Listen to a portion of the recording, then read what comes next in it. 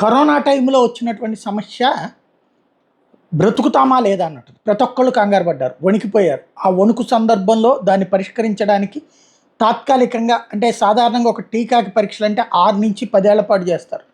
అట్లా కాకుండా తక్షణం టీకా, ఎందుకంటే కనీసం 100లో 10 మందికి పనిచేస్తుంది కదా, అదొక ప్రత్యామ్నాయ మార్గం అని అనుమతించడం ప్రభుత్వాలు. అందులో కోవిషీల్డ్ ఒకటి.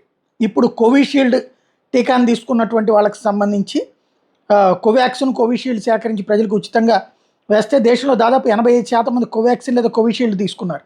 అయితే రేర్ కండిషన్లో అందరికీ కాదు, కానీ రేర్ కండిషన్లో మాత్రం తమ వ్యాక్సిన్ వల్ల శరీరంలో రక్తగడ్డం కడుతుందని కోవిషీల్డ్ తయారీ కంపెనీ చెప్పింది. దీంతో దేశవ్యాప్తంగా ఆ అంశానికి సంబంధించి ఎవరు తీసుకున్నారు ఏంటి అన్నటువంటి దాన్ని ఒకసారి డాక్టర్లతో వెరిఫై చేసుకోవడం, లేదా ఆ కన్సర్న్డ్ ఎక్స్పర్ట్స్తో వెరిఫై చేసుకోవడం అన్నటువంటి ముఖ్యమవుతుంది. రాబోయే రోజుల్లో ఇది చర్చకు వస్తుంది.